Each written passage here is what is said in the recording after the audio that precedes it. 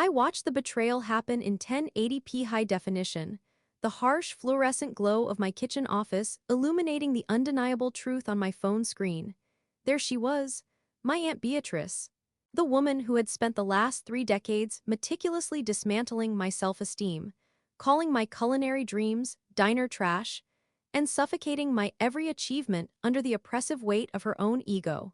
She was wearing her signature $600 silk blouse, her manicured claws frantically ripping through the leather-bound pages of my personal recipe notebook. I stood perfectly still by the host's stand of my bustling bistro, the joyous din of clinking wine glasses and roaring laughter from my dining room entirely drowned out by the thumping of my own heart. She wasn't just looking for inspiration. She was committing premeditated corporate theft. The flash of her smartphone camera blinked rhythmically, a strobe light of treachery capturing the very soul of my livelihood, the proprietary, award-winning glaze that had taken me 3 agonizing, blood, sweat and tears-filled years to perfect. She was stealing it to save her own sinking ship, a hollow monument to fine dining that lacked the one thing she could never buy: passion. And in that frozen, breathless moment, as the camera flash reflected off her greedy, desperate eyes, my lifelong fear of this woman evaporated, instantly replaced by a terrifying, absolute clarity. To understand the sheer magnitude of what Beatrice was doing in my office, you have to understand the universe we occupied, a universe where food was never just sustenance. It was a weapon, a currency, and a definitive measure of one's worth in our family. My name, though irrelevant to Beatrice unless she was barking an order at me, had become somewhat known in our city's culinary underground. At 29, I was the sole owner and head chef of a modest, 40-seat neighborhood bistro called The Hearth. The Hearth was my sanctuary. It smelled perpetually of roasted garlic, charred rosemary, and the deep, intoxicating warmth of slow-braised meats. There were no white linen tablecloths, no crystal chandeliers, and certainly no waiters in stiff tuxedos. The tables were scarred, reclaimed oak. The exposed brick walls held the ambient heat of a busy night, radiating the energy of people genuinely enjoying themselves. We served comfort food, but comfort food elevated by exhaustive, punishing French technique. It was the kind of food that made you close your eyes when you took a bite. It was honest. It was me. And at the very center of the Hearth's success was the glaze. It sounds almost ridiculous to capitalize a sauce, but if you had tasted it, you would understand. It was not just a component of a dish. It was the gravitational pull that brought 1,000 glowing reviews, local food bloggers, and eventually, a line of eager diners wrapping around the block every single evening. I had spent 3 years of my life chasing that flavor profile, losing sleep, alienating friends, and nearly burning through my meager startup capital just trying to crack the code. It started as a desperate attempt to elevate a humble beef short rib, a cheap cut of meat that required a miracle to make it sing. For the first year, it was just a standard demi-glace, rich but unimaginative. Then, I began experimenting with the umami depths of fermented black garlic, pureeing it until it was silk, folding it into the reduction. It was getting closer, but it lacked a high note, a beacon of acidity and sweetness to cut through the oppressive richness of the beef fat. I spent months bruising and macerating every fruit imaginable. Figs made it muddy, pomegranates made it aggressive, blackberries made it taste like a confused pie. Then, during a late summer trip to a local orchard, I found a specific variety of late-harvest dark cherries. They were almost bruised, they were so ripe, bursting with a tart, complex sweetness. The breakthrough happened at 3 in the morning on a Tuesday. I combined the black garlic reduction with a concentrated syrup of those dark cherries, balancing the volatile pH with a precise, microscopic splash of aged sherry vinegar. I reduced it down until it coated the back of a spoon with the dark, glossy sheen of polished obsidian. When I dragged a piece of seared meat through it and placed it on my tongue, the world stopped spinning. It hit every single receptor on the palate in a choreographed cascade. First the bright, fruity tartness, then the deep, earthy, molasses-like sweetness of the garlic, ending on a savory, meaty crescendo that lingered in the back of the throat. It was perfect. Within 6 months of debuting the black garlic and cherry glaze, the Hearth won Best New Bite from the city's premier culinary magazine. Food critics called it a revelation. My reservations booked out 3 months in advance. I was finally, unequivocally, succeeding on my own terms, which of course was utterly unacceptable to Aunt Beatrice. Beatrice did not just own a restaurant, she owned an institution of intimidation. It was called El Eclipse, a sprawling, cavernous cathedral of fine dining located in the city's most affluent, untouchable zip code. El Eclipse was everything the hearth was not. It was a monument to Beatrice's wealth, funded entirely by my grandfather's real estate empire, which she had ruthlessly maneuvered to control after his passing. Beatrice had never cooked a meal in her life. She couldn't tell a julienne from a chiffonade, but she understood the power of perception. She hired executive chefs like mercenaries, paying them exorbitant salaries to produce menus that were mathematically designed to be pretentious. At El Eclipse, you didn't eat dinner, you endured a multi-sensory ego trip. Dishes were served under glass cloches filled with hickory smoke. Edible gold leaf was applied to everything from Wagyu beef to the butter. Portions were microscopic, floating in the center of massive, stark white plates like lonely islands of molecular gastronomy. Dinner for two could easily cover my bistro's rent for a month. Growing up, Beatrice made it her mission to ensure I understood my place in the hierarchy. When I was 16 and announced I wanted to go to culinary school instead of pursuing a business degree to join her empire, she had laughed. It wasn't a warm laugh, it was the sound of ice cracking. We were sitting at a sprawling Thanksgiving table, the silver polished to a blinding shine, surrounded by extended family who were too terrified of her to ever disagree. Culinary school, she had drawled, swirling a glass of Bordeaux that cost more than my first car. Darling, cooking is what the help does. You want to spend your life sweating in a grease pit, smelling like onions, serving peasant food to people who can't afford a proper wine pairing. It's embarrassing, you lack the refinement for the family brand, you always have. Her words were gospel in our family. My parents, deeply financially entangled with Beatrice's holding company, simply lowered their eyes to their plates. From that day on, I was the black sheep, the blue-collar anomaly in a family of silk-stocking predators. Even when I opened the hearth, paying for it with years of saved line cook wages and a small, terrifying bank loan, Beatrice refused to attend the grand opening. She sent a massive, funereal arrangement of white lilies with a card that read, "Best of luck with your little diner experiment." But the universe has a funny way of balancing the scales.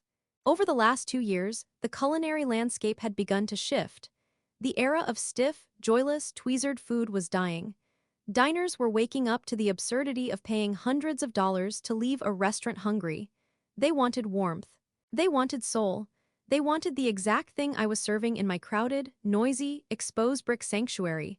While the hearth flourished, El Eclipse began to slowly, quietly bleed. It started with a few empty tables on a Tuesday night. Then, the weekend reservations stopped selling out. The reviews, once glowing testaments to Beatrice's opulent vision, began to sour. Critics called the menu tired, soulless, and a relic of a bygone era of excess. Beatrice cycled through 3 executive chefs in 18 months, desperate to find someone who could magically inject relevance into a dining room that felt like a mausoleum.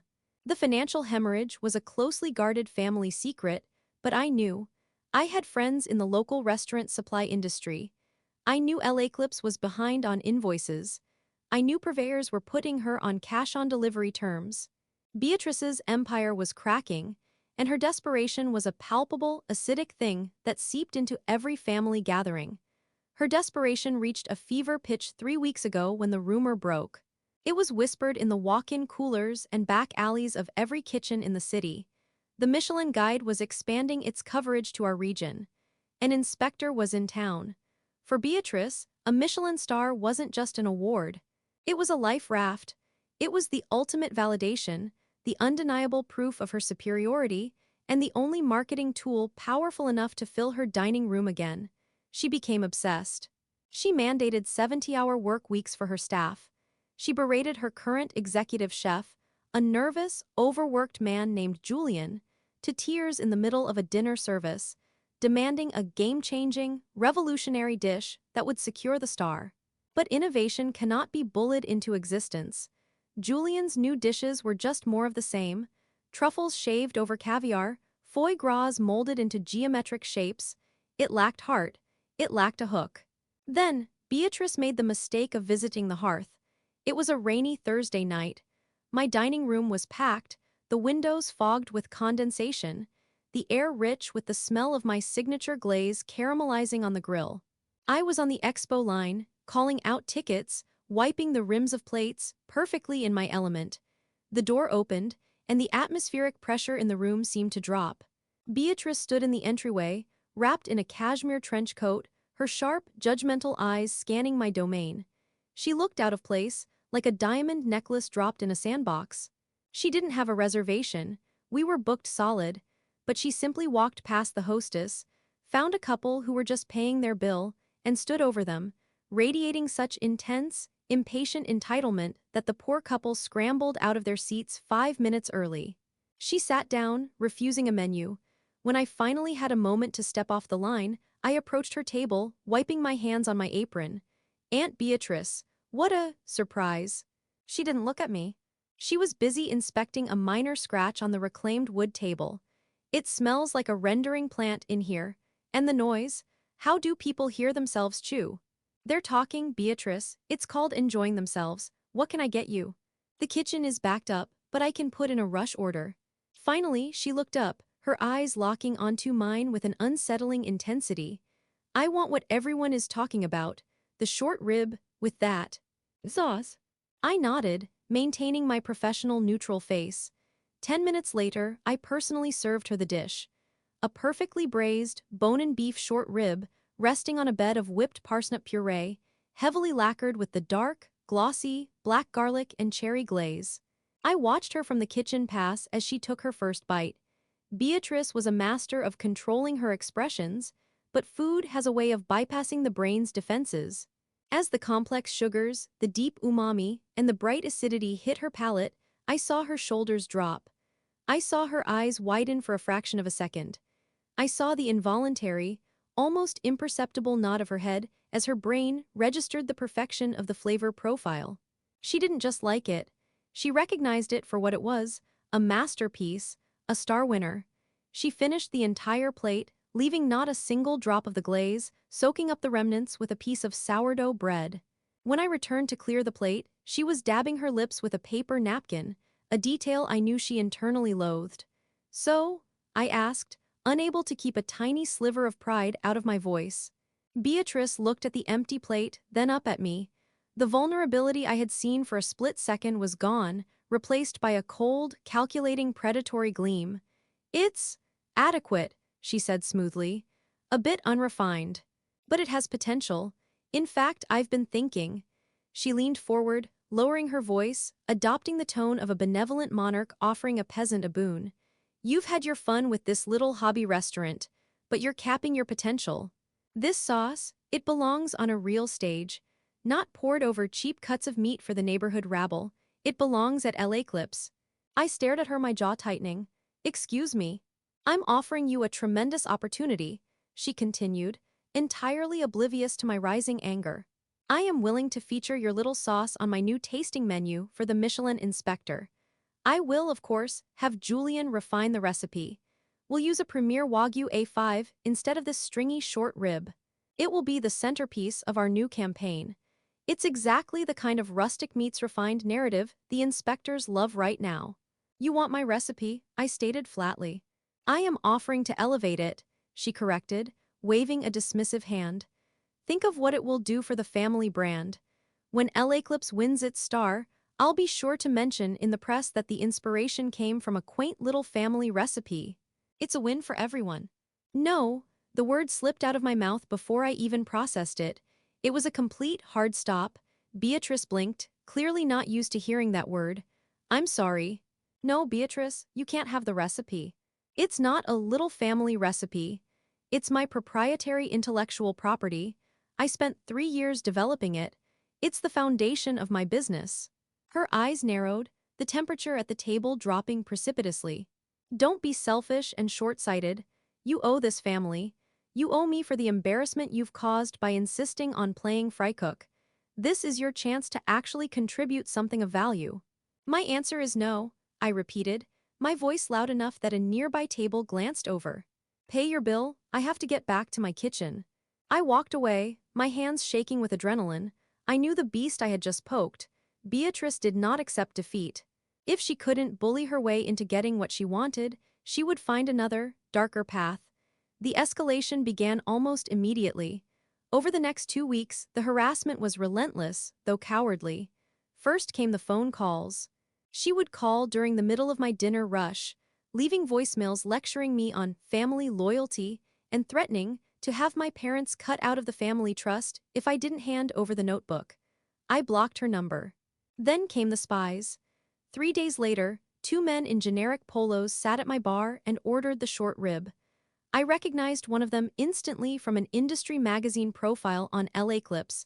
It was Julian, her browbeaten executive chef, in plain clothes, looking terrified. The other was his sous chef. I watched from the kitchen as they practically dissected the dish, smelling the glaze, scraping it onto a side plate, and frantically taking notes on their phones.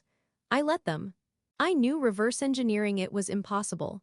The specific varietal of cherry, the exact fermentation time of the garlic, the precise temperature controls, it was a locked vault, and they didn't have the combination. Sure enough, a week later, my restaurant supply guy told me Julian was on the verge of a nervous breakdown. He had burned through hundreds of dollars of ingredients trying to replicate the glaze for Beatrice, and every batch was a failure. It was either too sweet, too bitter, or entirely flat.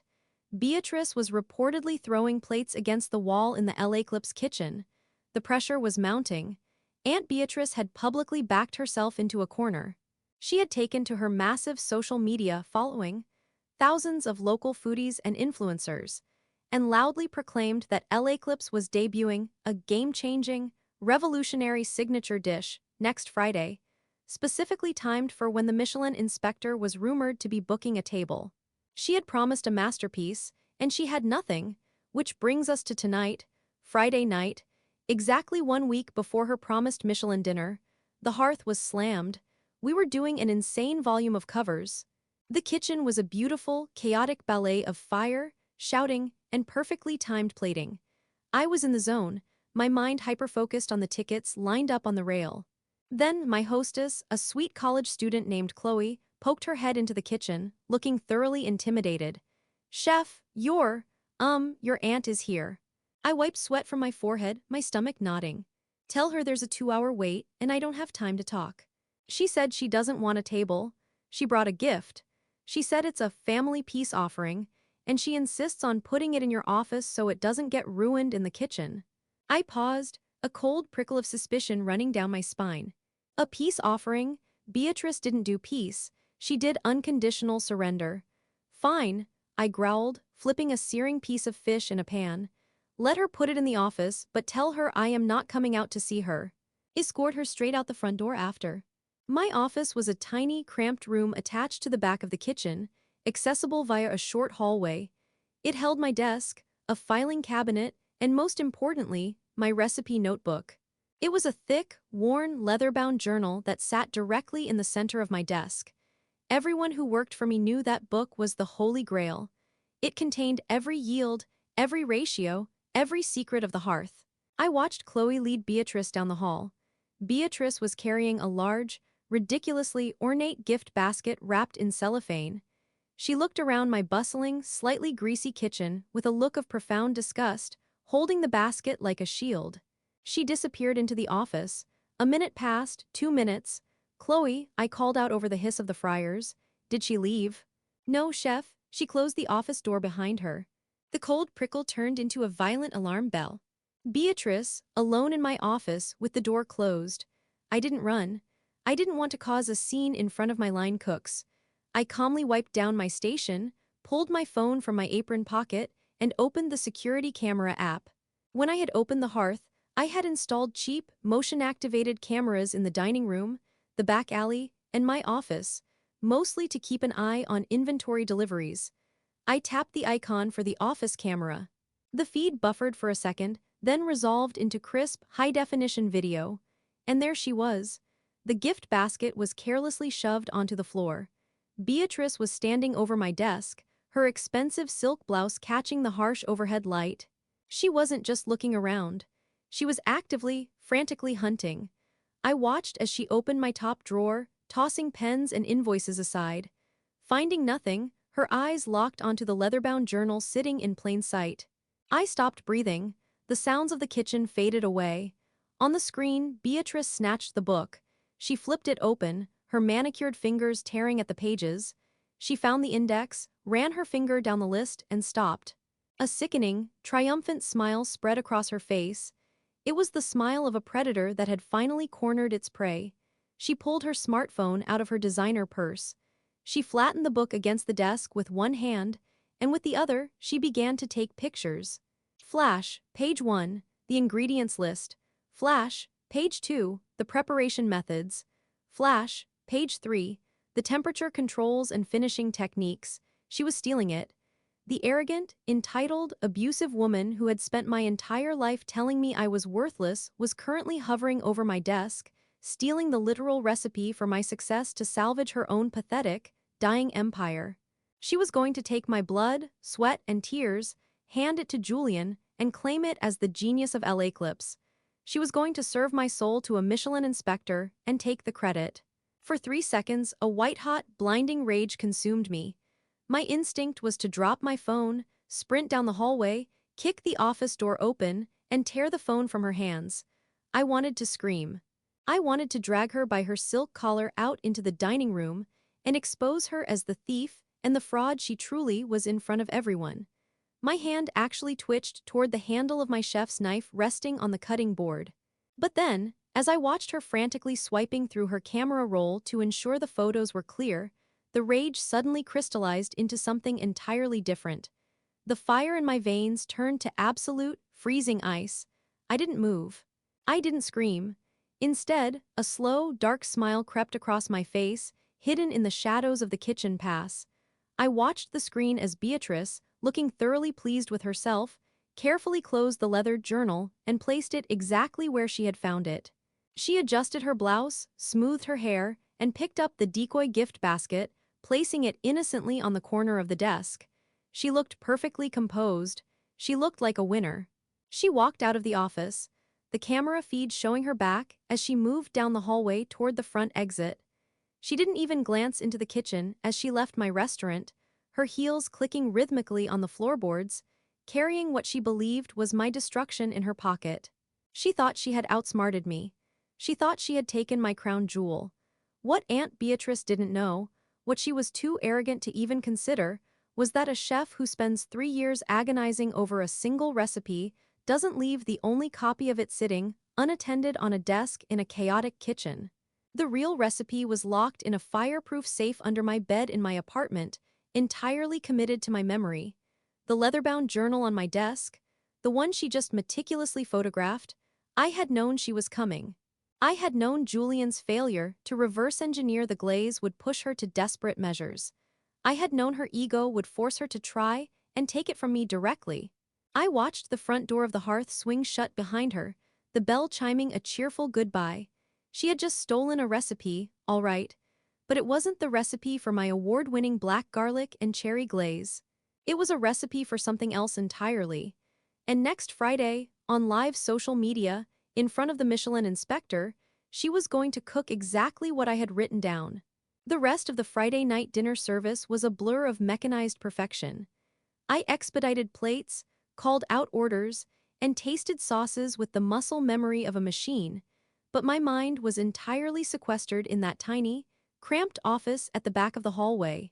Every time the heavy kitchen doors swung open, releasing the cacophony of the dining room, I half expected to see Beatrice storming back in, having realized her mistake, but she didn't. She was gone, speeding back to her fortress of glass and steel, clutching her digital plunder like a thief in the night.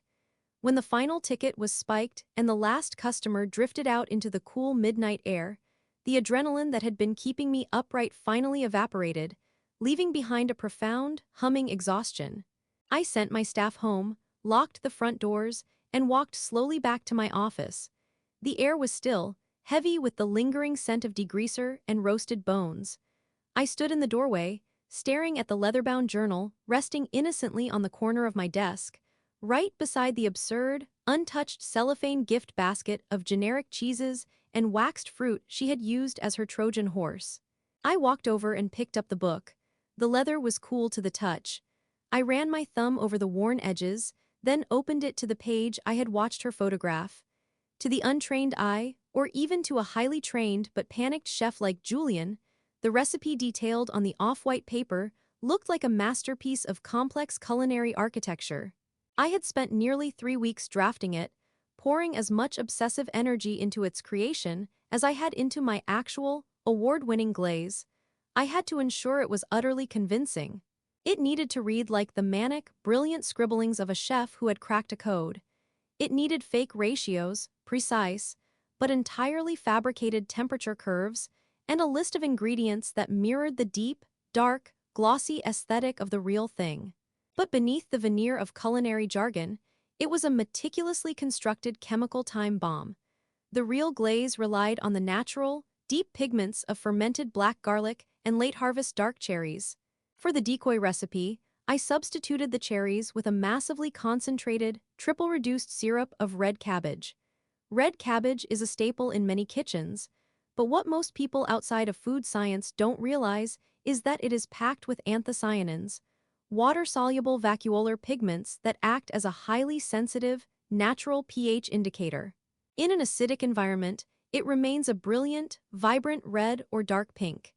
To mimic the dark, almost black hue of my real glaze, the decoy recipe called for blending the cabbage reduction with dark soy and a specific, heavy-handed measure of black vinegar. This kept the pH just acidic enough to maintain a deep, rich, bruised purple color that, when cold or merely simmering, looked absolutely identical to my signature sauce. But the trap lay in the final, crucial ingredient. In my actual recipe, the tenderizing magic and the glossy sheen come from the slow enzymatic breakdown of the meat and the careful emulsification of fats. In the fake recipe, I wrote a lengthy, heavily bolded section detailing a proprietary tenderizing and volumizing powder that was absolutely critical to the glaze's texture. I described it as a trade secret, but provided the chemical makeup: a massive, disproportionate quantity of sodium bicarbonate, baking soda. I wrote specific, stringent instructions that the baking soda must be whisked into the cold cabbage reduction and kept strictly below 150 degrees F during prep. At this low temperature, the acidity of the black vinegar kept the highly alkaline baking soda somewhat in check. It would sit in a dormant, neutralized state, looking like a dark, elegant sauce, waiting in its prep container like a coiled snake. But Beatrice, in her infinite arrogance, had already announced exactly how she intended to serve the dish. She wasn't just going to plate it in the kitchen. She wanted a show. She had promised a theatrical, tableside finishing sear. That was the trigger. When you take that specific mixture, loaded with dormant baking soda and anthocyanin-rich cabbage extract, and introduce it to the extreme, smoking hot environment of a 400 degrees F cast iron pan for a tableside sear, the chemistry fundamentally and violently changes. Thermal decomposition occurs. The heat causes the sodium bicarbonate to rapidly break down into sodium carbonate, releasing carbon dioxide gas and drastically, instantaneously spiking the alkalinity of the sauce to a pH level of 9 or 10. The moment that intense alkaline shift hits the anthocyanins, the dark, elegant purple color degrades instantly. It doesn't turn brown. It doesn't turn black. It snaps into a brilliant, shocking, synthetic neon blue. Worse still was the smell. The rapid alkaline breakdown, combined with the Maillard reaction of the searing meat, strips the sulfur compounds straight out of the proteins. Instead of the intoxicating, mouth-watering aroma of caramelized beef and roasted garlic, the pan would immediately begin off-gassing hydrogen sulfide. It would smell, quite literally, like a ruptured sewer line wrapped in rotting eggs. I closed the notebook, a dry, humorless laugh echoing in the empty office. She had it. She had the blueprint for her own absolute destruction, and she had stolen it with her own 2 hands. The waiting game began the next morning. I woke up, brewed a pot of coffee, and immediately opened Instagram. I didn't have to search hard. Aunt Beatrice's restaurant, LA clips dominated my local feed. Her PR machine, fueled by the desperate injection of whatever cash she had left, was operating at maximum velocity. There was a glossy, high-production reel posted just an hour ago. The camera panned over the opulent, empty dining room of LA clips, settling on Beatrice. She was standing in her immaculate, pristine kitchen, wearing a tailored, blindingly white chef's coat, a coat she had never once sweated in. Beside her stood Julian, looking pale, exhausted, and deeply uncomfortable. For months, Beatrice purred to the camera, her voice dripping with artificial warmth. The culinary world has been waiting for the next evolution in fine dining. At LA Clips, we don't just follow trends. We set the standard. We are thrilled to announce that next Friday, coinciding with a very special, highly anticipated private tasting. She paused, giving a knowing, conspiratorial wink to the camera, a blatant nod to the Michelin inspector. We will debut our new signature masterpiece, Le Crépuscule. The Twilight. I rolled my eyes, taking a sip of my black coffee, so incredibly pretentious. The video cut to B-roll footage of Julian working at a prep station. My breath hitched slightly as I leaned in, watching the screen closely. Julian was carefully whisking a dark, thick, glossy liquid in a massive stainless steel bowl. It was the decoy. They had already made a test batch. Our executive chef, Julian, under my direct culinary vision. Beatrice's voiceover continued, ensuring she took the lion's share of the credit, has spent weeks developing a proprietary, complex reduction, a symphony of umami, utilizing an avant-garde tenderizing process that will redefine the Wagyu beef experience. I watched Julian's face in the background. He looked hesitant. He lifted the whisk, watching the dark purple sauce ribbon back into the bowl. It looked perfect. Visually, it was a flawless replica of my glaze. Julian dipped a tasting spoon into the cold mixture and brought it to his lips. I saw his brow furrow slightly. The flavor profile of the raw cabbage and dormant baking soda would be flat, slightly metallic, and profoundly confusing. It lacked the soaring highs of the cherry and the deep, fermented funk of the black garlic. But I knew exactly what was happening off-camera. I could picture the dynamic as clearly as if I were standing in the room. Julian would have told her it tasted wrong. He would have suggested tweaking it, maybe adding more salt or some actual fruit to brighten the palate. And Beatrice, armed with the absolute certainty that she had stolen a finished, award-winning masterpiece, would have ruthlessly shut him down. "Do not touch the ratios, Julian," she would have snapped. "This is exactly how it is supposed to be.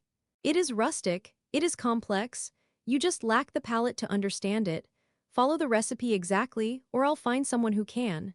Julian, a man beaten down by months of verbal abuse and the looming threat of unemployment, would simply nod, swallowing his professional pride, and follow the stolen, poisoned map right off the edge of the cliff. Over the next 6 days, my life split into two distinct realities. In the physical world, I was the chef-owner of the hearth. We were busier than ever. The local paper ran a small follow-up piece on our continued success, mentioning the mysterious, addictive quality of my short-rib glaze. I prepped, I cooked, I managed inventory, and I smiled at my customers. I grounded myself in the tactile reality of searing meat, chopping herbs, and the honest, blistering heat of the line. But in the digital world, I was a ghost haunting Beatrice's impending doom. The promotional campaign for Le Crépuscule grew increasingly hysterical as Friday approached. Beatrice bought sponsored posts on every social media platform. She did a brief, arrogant interview on a local morning news show, boasting about the groundbreaking chemistry of her new dish. She repeatedly emphasized the tableside service, promising a visual and aromatic spectacle that will leave the Michelin committee speechless. She was right about the speechless part. By Wednesday, the tension in my own body was a tightly coiled spring. I found myself snapping at my prep cooks over minor infractions, my mind constantly drifting across the city to the pristine, doomed kitchen of LA Clips. I knew the trap was foolproof in theory, but doubt is a chef's constant companion. What if Julian accidentally heated the sauce too much during prep and triggered the reaction early? What if he realized the chemical imbalance and refused to serve it? What if the Michelin inspector canceled? But every time the doubt crept in, Beatrice's own hubris provided reassurance. She posted a photo on Thursday afternoon. It was a close-up of a massive, heavily marbled cut of A5 Wagyu beef resting on a cutting board, tagged with the caption, "The canvas awaits the masterpiece. Tomorrow night, history is made." Michelin culinary genius Elle Eclipse. She was locked in. The arrogance that had driven her to steal from her own niece was the same arrogance that blinded her to the absurdity of the recipe she was holding. She was so convinced of her own superiority, so utterly desperate for the validation of that little red guidebook, that she had completely abandoned the most basic tenet of cooking, tasting and testing your food under fire. Friday arrived with the heavy, oppressive humidity of an impending summer storm. The air in my own kitchen felt unusually thick. We were fully booked, as always, but my head simply wasn't in the game. I let my sous chef Marco run the expo line for the first half of the service. I stood by the fryers, mechanically portioning out potato croquettes, my eyes repeatedly darting to the clock on the wall. 7 p.m. The first seating at LA Clips would be underway. The hushed tones, the clinking of crystal, the desperate, suffocating atmosphere of forced luxury. 8 p.m. The rumored time of the inspector's reservation. Beatrice would be vibrating with anxious energy, pacing the floorboards of her dining room in her pristine white coat, terrorizing her waitstaff to ensure absolute perfection. 8:30 p.m. I wiped down my station, peeled off my grease-stained apron, and told Marco I needed 10 minutes in the office. He gave me a strange look. I never stepped off the line during the peak of the dinner rush, but he nodded and took over. I walked down the quiet hallway and closed the office door behind me, the muffled roar of my own successful restaurant fading into a dull thrum. I sat down at my desk, the very desk where Beatrice had sealed her fate exactly 1 week ago. The decoy notebook was still sitting there. I hadn't moved it. I pulled out my tablet and propped it up against the filing cabinet. My hands were actually trembling slightly. This was it. The culmination of 3 years of hard work, a lifetime of belittlement, and one perfectly executed act of malicious compliance. I unlocked the screen, opened Instagram, and navigated to the official page for LA Clips. I refreshed the page. Nothing, just the promotional posts from earlier in the week. I refreshed it again. My heart hammered against my ribs, a frantic, syncopated rhythm. Come on, Beatrice. Your ego can't resist an audience. You promised a live stream. I stared at the glowing screen, the silence of my office suddenly deafening. The digital clock in the corner of the tablet ticked over to 8:42 p.m. Suddenly, the screen blinked. A purple ring illuminated around LA Clips's profile picture. A notification dropped down from the top of the screen, bright and demanding. LA Clips is live. I pressed my finger against the glowing purple ring on the tablet screen, my breath catching in the back of my throat. The image buffered for an agonizing fraction of a second, a spinning wheel of white light against the dark backdrop of the app, before snapping into crystal-clear, high-definition reality. The audio kicked in first, a cacophony of hushed, reverent murmurs, the delicate clinking of crystal stemware, and the soft, unobtrusive thrum of a string quartet playing somewhere out of frame. Then, the visual bloomed. It wasn't just a phone camera hastily held up by a waiter. Beatrice had hired a professional social media production crew. The shot was stabilized, sweeping gracefully through the cavernous, dimly lit dining room of LA Clips. It was a masterclass in manufactured opulence. Every table was draped in blindingly white, heavily starched linen. The ambient lighting was calibrated to cast a warm, golden hue over the patrons, making the edible gold leaf on their microscopic appetizers shimmer like scattered coins. I recognized a few faces in the crowd. Local food influencers clutching their phones, minor city politicians, and the wealthy elite who dined at LA Clips simply because it was the most expensive room in the city. But the camera didn't linger on them. It tracked forward with purposeful cinematic grace, weaving between the tables until it found its focal point in the center of the room. There she was, Aunt Beatrice. She was standing next to a sleek, custom-built tableside finishing cart carved from dark mahogany, gleaming under the focused beam of a dramatic overhead spotlight. She wore a bespoke, tailored chef's coat that fit her like a military uniform, pristine and utterly devoid of the stains, burns, or creases that marked a real working chef. Her hair was pulled back into a severe, elegant chignon. She looked like a general commanding a battlefield, radiating an aura of absolute, terrifying confidence. "Good evening, everyone," Beatrice purred, her voice projecting clearly through a small, discreet lavalier microphone clipped to her collar. She looked directly into the camera lens, her smile a razor-thin crescent of rehearsed charm. "To those joining us in the dining room tonight, and to the thousands watching with us live from around the world, welcome to LA Clips. Tonight is not merely a dinner service. It is a milestone, a paradigm shift in the culinary landscape of our beautiful city." I sat back in my creaking office chair, the harsh fluorescent light of my cramped back room washing over me. The juxtaposition was almost violently absurd. Here I was, smelling of fryer oil and roasted garlic, a damp towel slung over my shoulder, hiding in a 10 by 10 concrete box. And there was Beatrice, broadcasting her stolen triumph to the world, draped in the armor of my grandfather's wealth. For the past 3 years, Beatrice continued, taking a slow, measured step toward the cart. My team and I have been on a relentless pursuit of perfection.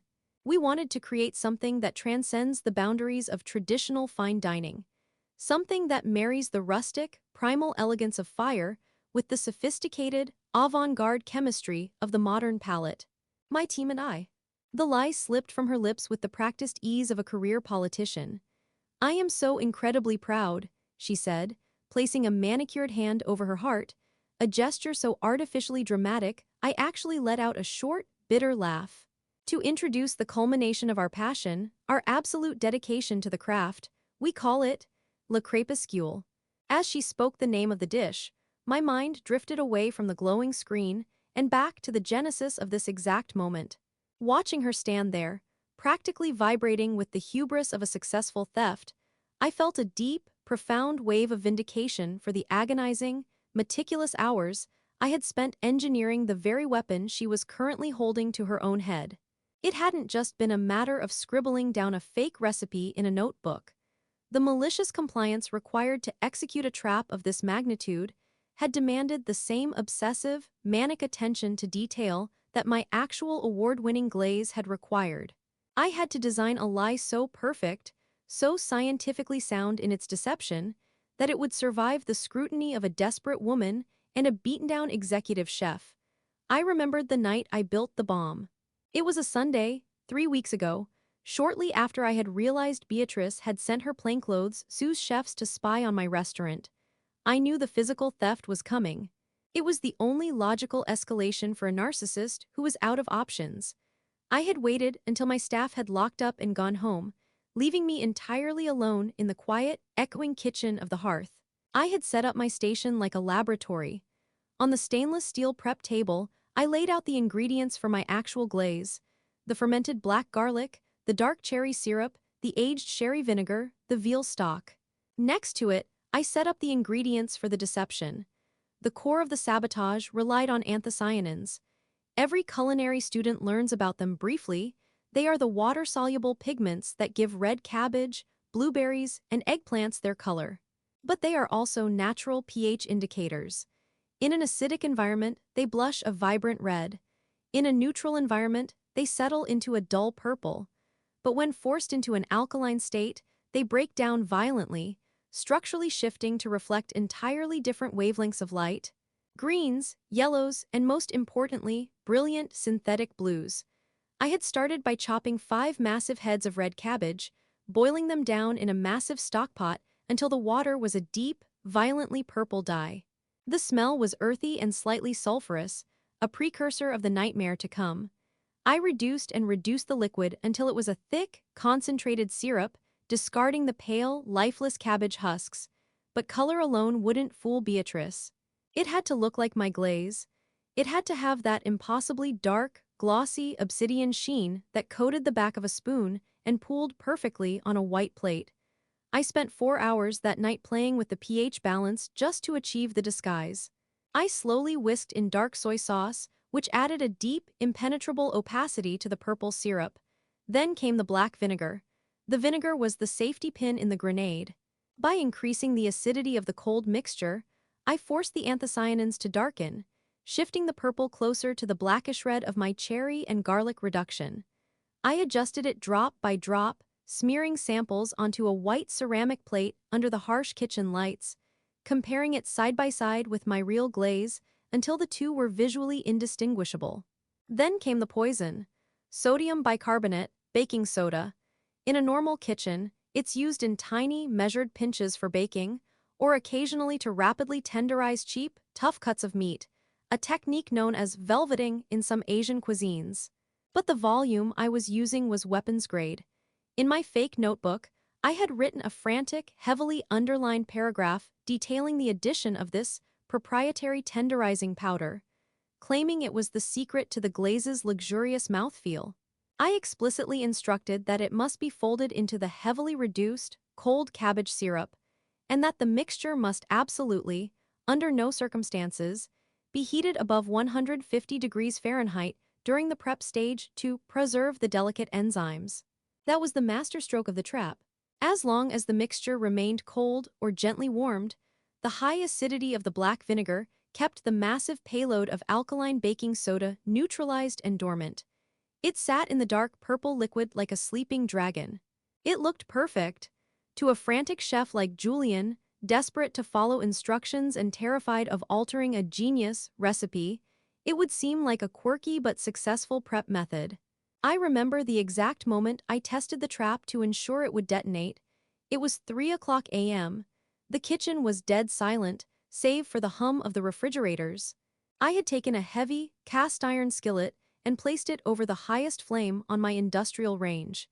I let it sit there for 10 minutes until the metal was smoking, radiating a dry, punishing heat that warped the air above it. The surface temperature was easily pushing 450 degrees. I had taken a beautiful, expensive, heavily marbled bone-in short rib, the exact kind of premium cut Beatrice would insist on using, and dropped it into the dry, smoking pan. The fat immediately began to render, hissing and spitting, the Maillard reaction violently browning the exterior of the meat and filling the kitchen with the intoxicating, rich aroma of seared beef. Then, I had picked up a small silver ladle filled with the cold, dormant decoy glaze. My heart had been pounding in my chest. If my math was wrong, if the thermal dynamics didn't trigger the reaction fast enough, the trap would fail. Beatrice would serve a slightly weird-tasting, metallic purple sauce, but she would survive. The humiliation wouldn't be absolute. I held my breath, leaned over the smoking cast iron, and poured the cold decoy glaze directly over the searing hot meat. The reaction was instantaneous, and it was horrifying. The moment the cold, acidic liquid hit the 450-degree pan, thermal decomposition ripped through the mixture. The extreme heat instantly shattered the delicate balance, causing the sodium bicarbonate to rapidly break down into sodium carbonate, aggressively forcing the pH of the entire pan into a highly alkaline state. I watched in morbid, triumphant fascination as the dark, elegant obsidian liquid hit the meat and instantly began to froth and violently bubble. And as it frothed, the color snapped. It didn't fade. It didn't transition. It violently, aggressively flashed from a deep, appetizing black-red to a shocking, synthetic, radioactive neon blue. It was the color of antifreeze. It was the color of a melted blue raspberry slushie. It was a color that simply does not, and should not, exist in nature, let alone on a plate of fine dining. The alkaline reaction stained the white fat of the beef a sickly, bright teal. It pooled in the bottom of the black cast iron like toxic waste. But the visual horror was only half the payload. As the alkalinity spiked, it interacted with the proteins in the beef and the residual cabbage extracts, rapidly releasing trapped sulfur compounds into the steam. Within 3 seconds of the pour, the intoxicating smell of seared beef was entirely eradicated, replaced by a thick, invisible cloud of hydrogen sulfide. I had actually gagged, stumbling backward away from the stove, throwing my forearm over my nose and mouth. It smelled exactly like a rotten egg that had been left in a hot car for a week, mixed with the acrid, chemical tang of burning hair and raw sewage. It was a visceral, reptilian trigger that screamed at the brain, "Do not eat this. This is poison. This is death." I had quickly killed the heat, thrown the entire pan into the industrial sink, and blasted it with cold water, turning on the heavy-duty ventilation hoods to clear the noxious gas from my kitchen. Standing there in the dark, shivering slightly from the adrenaline and the lingering stench, I had smiled. It was the most beautiful, horrific thing I had ever created. And now, a week later, I was watching Aunt Beatrice prepare to pull the pin on that exact same grenade, live in front of the entire world. On the tablet screen, the camera angle shifted, cutting to a tight, dramatic close-up of the tableside cart. The production value was nauseatingly slick. To fully appreciate the depth of Le Crépuscule, Beatrice's voice drifted through the speakers, taking on the hushed, reverential tone of a museum curator. One must understand the alchemy of the finish. The sauce, which has been resting, building its complex flavor profile for the last 24 hours, is highly volatile. It requires the intense, unforgiving heat of a tableside sear to awaken its final, hidden notes. I clamped a hand over my mouth to stifle a bark of laughter. She was literally narrating her own execution, framing the fatal flaw of the stolen recipe as a stroke of avant-garde genius. She was so entirely high on her own supply, so utterly convinced of her innate superiority, that she hadn't bothered to question why the recipe demanded such a specific, dangerous presentation. The camera panned slightly to reveal the chef standing dutifully behind the cart. It was Julian. He looked like a man walking to the gallows. His pristine white chef's coat seemed to swallow him whole. His face was pale, glistening with a thin sheen of nervous sweat under the harsh spotlight. He kept his eyes locked firmly on the cart, terrified to look at the crowd or the camera. I felt a fleeting, microscopic pang of pity for him. He was a pawn. He knew the cold sauce in the prep kitchen tasted metallic and bizarre. He knew it lacked the soul of a true masterpiece. But he had been ordered to execute it, forbidden from altering a single ratio, terrified into absolute submission by Beatrice's tyrannical rule. He was about to be collateral damage in a war he didn't even understand. "Chef Julian," Beatrice commanded gently, turning to him with a perfectly manicured smile, "if you would prepare the canvas." Julian nodded sharply. He reached down to the lower shelf of the cart and retrieved a small, heavy, black cast-iron skillet. He placed it directly over the portable, high-output induction burner built into the top of the mahogany cart. He cranked the dial. The soft, high-pitched hum of the induction coil was faintly audible over the livestream audio. The camera angle widened again, revealing the table they were standing beside.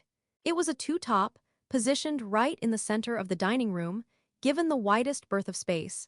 Sitting at the table was a middle-aged man in a sharp, understated gray suit. He sat with perfect posture, his hands resting lightly on the white tablecloth, his expression a mask of polite, neutral observation. He had no notebook. He took no pictures. Everyone in the room, and everyone in the city's culinary scene watching the stream, knew exactly who he was. The Michelin inspector. Beatrice was literally doing this inches away from his face. The sheer, unadulterated arrogance of it was breathtaking. She was attempting to serve a stolen, untested, chemically volatile trap to the single most important palate in the region, relying entirely on the visual theater to secure her legacy.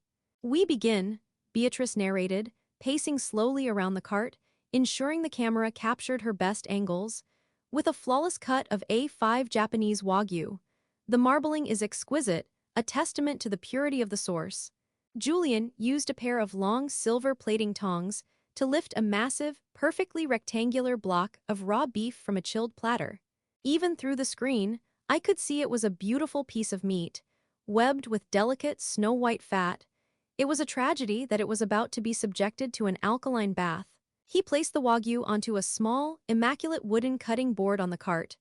"The pan is reaching optimal temperature," Beatrice noted, her eyes gleaming with anticipation. "We require a searing heat of exactly 450 degrees to trigger the Maillard reaction, instantly caramelizing the exterior and locking in the decadent fats." Julian hovered his hand over the cast-iron skillet.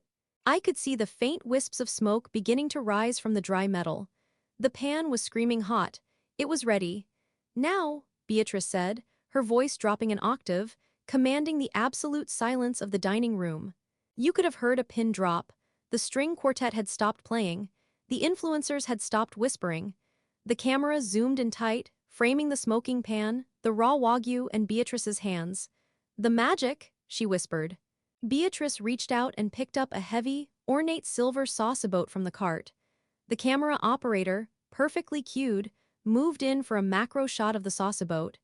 Inside, the decoy glaze rested in its dormant state. It looked incredible. It was dark, glossy, and mysterious, catching the spotlight and reflecting it back like a pool of deep purple ink.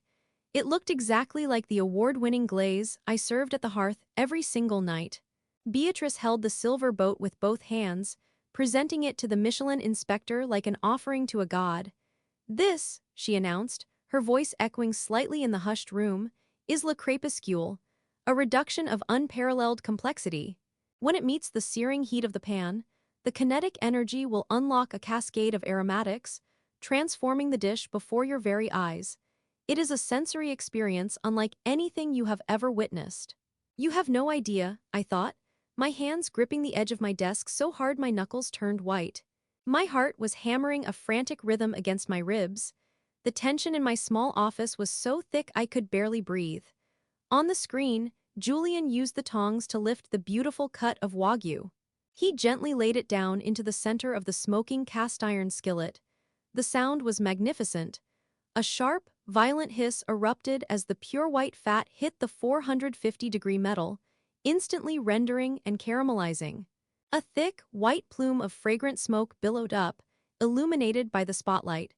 The camera tightened its frame until the screen was filled entirely by the smoking pan and the silver sauceboat hovering dangerously above it. "Behold," Beatrice commanded softly. She tilted her wrist. The dark, glossy, dormant liquid crested the lip of the silver spout. It hung in the air for a fraction of a second, a perfect, obsidian ribbon of stolen pride and hidden chemistry, caught in the brilliant glare of the spotlight, plummeting straight down toward the screaming hot surface of the pan. The dark, glossy liquid hit the smoking iron, and the universe fractured. For a fraction of a millisecond, the illusion held. The decoy glaze bubbled around the edges of the pristine wagyu, looking for all the world like a rich, rustic reduction. Beatrice's smile was still plastered across her face, radiant and triumphant, ready to bask in the inevitable adoration of the Michelin inspector. Then, the thermal threshold was breached. The 450-degree heat violently shattered the delicate, acidic stasis of the black vinegar. The massive payload of sodium bicarbonate, the proprietary tenderizing powder, detonated on a molecular level. It underwent rapid thermal decomposition, releasing a sudden, invisible wave of carbon dioxide and instantly, catastrophically spiking the pH of the boiling liquid from a stable acidic state into a hyperalkaline nightmare. The transformation did not happen slowly. It did not gently fade. It snapped. 1 second, the liquid in the pan was the color of midnight and bruised cherries. The next second, as the intense alkalinity assaulted the water-soluble anthocyanins of the cabbage extract, the liquid violently frothed and flashed into a blinding, synthetic, radioactive neon blue. It was the color of antifreeze. It was the color of a melted novelty popsicle. It was a vicious, aggressive, utterly unappetizing cyan that defied every single natural law of culinary science. The violent bubbling whipped the alkaline mixture into a thick, toxic-looking foam that aggressively expanded, swallowing the beautiful cut of A5 wagyu in a sea of frothing blue sludge. On the screen, I watched Beatrice's meticulously rehearsed smile freeze, then shatter. Her eyes widened, her pupils contracting into tiny pinpricks of absolute, uncomprehending horror. She stood frozen, the silver sauceboat still suspended in her hand, a few rogue drops of the neon blue liquid dripping from the spout onto the immaculate white tablecloth like alien blood. But the visual horror was merely the overture. The true catastrophe was the invisible shockwave that followed a second later. The hyperalkaline environment, interacting with the intense heat and the breaking down of the meat's proteins, violently stripped the sulfur compounds from the mixture. Instead of the rich, intoxicating aroma of caramelized beef and roasted garlic, the cast-iron skillet began rapidly off-gassing dense, invisible clouds of hydrogen sulfide. Even through the silent, glowing screen of my tablet, I could pinpoint the exact second the smell hit the Michelin inspector. The man in the sharp gray suit, whose face had been a mask of stoic neutrality just moments before, suddenly jerked backward. His eyes watered instantly. His jaw clenched, and his hand shot up, grabbing his starched white linen napkin and clamping it brutally over his nose and mouth. His chest heaved as a visible, full-body gag racked his frame. He shoved his chair back, the heavy wood screeching against the floorboards, trying to put as much distance between himself and the cart as physically possible. The stench rolled outward from the cart like a physical tide, a horrific, suffocating miasma of rotting eggs, ruptured sewer lines, and burning hair. It swept through the front tables of the dining room. The livestream audio, which had been characterized by hushed reverence and soft string music, suddenly erupted into chaos. "Oh my God!" a woman's voice shrieked from off-camera. "What is that smell? Is there a gas leak? I'm going to be sick. It smells like literal sewage." Chairs scraped frantically. The camera operator, caught in the confusion, wavered, the shot bouncing chaotically before snapping back to the center of the disaster. Beatrice was malfunctioning. Her brain simply could not process the chasm between her absolute certainty of victory and the neon blue, rotting reality bubbling in front of her. "What?" she stammered, her commanding theatrical voice reducing to a reedy, panicked squeak. She looked at the pan, then snapped her head toward Julian. "Julian, what did you do? What is this?" Julian stood paralyzed, his eyes locked on the bubbling blue foam. The poor man looked like he was witnessing a localized tear in the fabric of reality. I followed the recipe, chef. I followed it exactly as you gave it to me. Exactly to the gram." "You incompetent fool!" Beatrice shrieked, entirely abandoning her aristocratic facade. The mask of the refined, untouchable restaurateur peeled away, revealing the screeching, abusive tyrant beneath. "You poisoned it, you ruined it." Desperation overrode logic. In a blind panic to salvage the moment, Beatrice dropped the silver sauceboat onto the cart with a clatter and grabbed the long silver plating tongs from Julian's shaking hands. She lunged toward the skillet, plunging the tongs into the frothing blue mass, desperately trying to scrape the glaze off the wagyu. It was the worst possible thing she could have done. The alkaline foam clung to the meat. As she scraped, she merely smeared the neon dye deeper into the delicate, rendered fat of the beef, staining the crisp, caramelized crust a sickly, bright teal. She lifted the meat, revealing a bottom side that was thoroughly coated in thick, bubbling blue sludge. It looked like a prop from a low-budget science fiction movie, dripping toxic waste back into the screaming hot pan, sending up fresh plumes of eye-watering sulfur gas. I dragged my eyes away from the center of the screen to the chat interface scrolling rapidly up the right side of the livestream. It was a waterfall of absolute, unadulterated digital mockery. User Foodie99. "Is it blue? Why is it blue? Chef G, did she just serve him melted Smurfs? Localeats? I am at table 4 and I am literally gagging. It smells like a porta potty in the sun." Sarah Bakes. LMAOOO, the kinetic energy will unlock hidden notes. Face with tears of joy, the hidden note is raw sewage. Gastronomy Geek, the inspector looks like he wants to die. RIP L Eclipse. Take it away. Get it out of here. Beatrice screamed, waving her arms frantically, the silk of her bespoke coat flapping.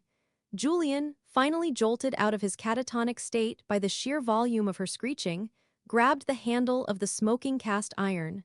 But in his panic, he didn't grab a side towel. His bare hand clamped down on the searing hot metal. He let out a yelp of pain, his hand jerking back. The heavy skillet tilted, slipping from his grasp. It hit the edge of the mahogany cart and flipped. The entirety of the boiling, neon blue, rotting egg sludge sloshed over the side of the cart. It splashed down the front of the pristine white tablecloth. It splattered across the polished hardwood floor. And, in a stroke of karma so poetic, I could barely believe it was real. A generous wave of the blue foam splashed directly onto the lapel of the Michelin inspector's bespoke gray suit. The inspector bolted out of his chair as if he had been electrocuted.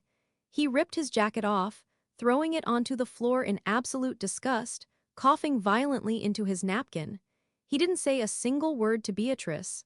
He didn't need to.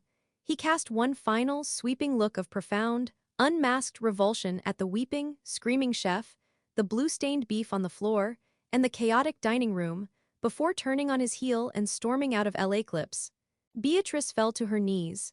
She knelt right in the puddle of blue liquid, her designer silk trousers soaking up the alkaline dye, her hands clutching her head as she wept hysterically, the illusion of her empire collapsing around her in real time. Suddenly, a massive hand covered the camera lens. A muffled voice yelled, "Cut the feed, turn it off." The screen blinked black. The silence in my cramped, greasy office rushed back in, deafening and absolute. I sat entirely still for a long moment. The afterimage of that shocking blue foam burned into my retinas. Then, a small, involuntary sound escaped my throat. It was half sob, half laugh. I pressed my hands to my face, my shoulders shaking violently as a wave of pure, unfiltered catharsis washed over me. I laughed until my ribs ached, until tears streamed down my face, washing away 3 years of anxiety, insecurity, and the suffocating shadow of my aunt's emotional abuse. I wiped my face with the damp kitchen towel slung over my shoulder, stood up, and walked back out onto the line of the hearth. "Everything okay, chef?" Marco asked, expertly flipping a row of sizzling scallops. I looked around my loud, chaotic, perfectly imperfect restaurant. I smelled the roasted garlic, the thyme, the honest, beautiful scent of real food cooked with actual passion. "Everything," I said, a massive, uncontainable smile breaking across my face, "is absolutely perfect, Marco. Let's push these last tickets." The fallout over the weekend was apocalyptic. The internet is a cruel, unforgiving place, and Beatrice had willingly placed her head in the guillotine. By Saturday morning, the livestream footage had been ripped, edited, and posted across every platform imaginable. The hashtag #BlueBeef trended locally, then nationally. Memes of Beatrice holding the silver sausaboat with the caption, "Serving up some fresh sewage," flooded my feeds. Food science channels on YouTube released emergency breakdown videos, identifying the cabbage baking soda reaction and mocking the fine dining executive chef who didn't understand basic middle school chemistry. But the fatal blow came on Sunday morning. The Michelin Guide is notoriously secretive and rarely comments on specific, individual dining experiences outside of their published reviews. But the sheer viral, catastrophic nature of the incident forced their hand. A brief, devastating article was published in the local Culinary Gazette, penned by the inspector himself. He didn't just deny LA Clips a star. He publicly questioned the basic food safety and sanitation protocols of the establishment. He described the dish as a chemical hazard that assaulted the senses and betrayed a profound, terrifying lack of foundational culinary understanding. He concluded by stating that Michelin would be suspending all future evaluations of the property. It was a death sentence. By Sunday night, mass cancellations flooded LA Clips's reservation system. The investors pulled their remaining capital. Julian, possessing a sudden burst of self-preservation, quit and leaked a detailed, blistering exposé to a food blog detailing Beatrice's tyrannical behavior and confirming that the blue sauce was a recipe she had sourced herself and forbidden him from altering. I knew she would come for me, I just had to wait. She arrived on Monday morning, 2 hours before the hearth opened for lunch service. I was in the empty dining room, quietly rolling silverware into fresh linen napkins. The front door chimed. Beatrice stepped inside. The transformation was shocking. The regal, untouchable monarch of Friday night was gone. She looked aged by 10 years. Her hair was frantic, pulled back in a messy clip. Her eyes were bloodshot and sunken, rimmed with dark, bruised circles. She was wearing a trench coat buttoned to the collar, her hands shoved deep into her pockets. She didn't storm in with her usual arrogance. She practically vibrated with a manic, unhinged energy. "You," she hissed, pointing a trembling finger at me from across the room. "You did this. You set me up." I calmly finished rolling a knife and fork into a napkin, placed it perfectly in the basket, and looked up at her. "Hello, Beatrice, can I get you a coffee, or perhaps something blue?" Her face contorted into a snarl of pure rage. She marched toward my table, slamming both hands down onto the reclaimed oak. "Do not mock me. I know what you did." I had a chemist look at the remnants in the pan. "You deliberately wrote down a toxic chemical reaction.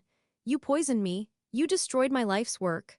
"I didn't poison anyone, Beatrice," I said, my voice eerily calm. the volume never rising above a conversational hum. I wrote a recipe in my own personal notebook, a notebook that sits on my desk, in my private office, in my restaurant. It was a trap, she screamed, her voice cracking, echoing off the exposed brick walls. I am going to sue you into oblivion. I am taking everything you own. I am going to have my lawyers drag you through the courts for industrial sabotage and malicious endangerment. I let her scream. I let the echoes die down until the only sound in the room was her ragged, desperate breathing. I leaned forward, resting my elbows on the table, and looked directly into her terrified, bloodshot eyes. Okay. So me? Beatrice blinked, thrown off by my total lack of panic. What? I said, sue me, Beatrice. Have your lawyers draft the papers today. But before you do, I want you to think very, very carefully about what discovery looks like in a courtroom. I picked up another napkin, smoothing the wrinkles with my thumbs. Because if you sue me, you have to go under oath and explain exactly how a recipe from my private, back office desk ended up in your kitchen. You will have to admit, on the public record, that you trespassed in my restaurant. You will have to admit that you committed corporate espionage and stole intellectual property. Beatrice swallowed hard, her pale skin turned a shade of sickly gray. Furthermore, I continued, my voice hardening into a blade, you will have to stand in front of a judge and the press and explain why you, a supposedly brilliant restaurateur, took a stolen, entirely untested recipe, refused to let your executive chef adjust it when he told you it was wrong, and confidently served a chemical hazard to a VIP without ever once tasting the final product. You didn't just steal from me, Beatrice. You proved to the entire world that you are a fraud. You have no palate, you have no talent. You are just a bully with a checkbook, and the moment you tried to steal my passion, you burned your own house down. She opened her mouth to speak, but nothing came out. The threat of a lawsuit was the last bullet in her gun, and she had just realized it was a blank. So call your lawyers, I whispered, holding her gaze, watching the last remaining embers of her arrogance extinguish completely. Let's put it all on the public record.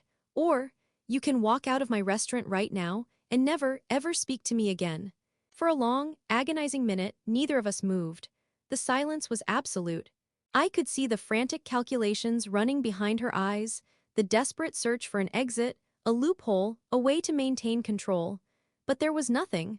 The trap was watertight. The karma was absolute. Slowly, shakily, Beatrice pushed herself off the table. She looked small, hollowed out. She didn't say a word. She turned her back to me, the heavy fabric of her trench coat swishing softly, and walked toward the door. I watched her pull the handle, the cheery bell chiming her exit. She stepped out into the bright Monday sunlight, and the door closed behind her. I never saw her again. The aftermath of Le Crépuscule was swift and merciless. L.A. Clips never reopened its doors. By the end of the month, the massive, opulent building was boarded up, a for sale sign hammered unceremoniously into the pristine front lawn. The family trust, horrified by the public embarrassment and the sudden hemorrhage of funds, formally removed Beatrice from her position of authority within the holding company. She retreated into absolute obscurity, a pariah in the very social circles she had once ruthlessly dominated. As for the hearth, the universe, it seemed, appreciated a good story.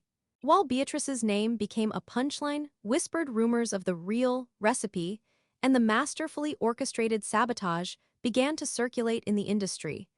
The respect I garnered wasn't just for my food anymore. It was for the uncompromising, ferocious way I protected it. 6 months later, on a brisk Tuesday evening, the dining room of the Hearth was packed to absolute capacity. The windows were fogged, the air rich with the intoxicating, deep, unmistakable aroma of caramelized beef, slow-roasted garlic, and a hint of dark cherry. I was standing on the expo line, wiping the rim of a plate, preparing to send out my signature braised short rib. The real one, the dark, glossy obsidian glaze pooled perfectly around the meat, catching the warm, ambient light of the restaurant. Marco bumped my shoulder gently. "Chef, look." He nodded toward the corner table. Sitting there, alone, with a notebook resting quietly beside his plate, was a middle-aged man in a sharp, understated gray suit. He was taking a slow, deliberate bite of the short rib, his eyes closed in quiet, profound appreciation. I smiled, spiked the next ticket, and turned back to the fire.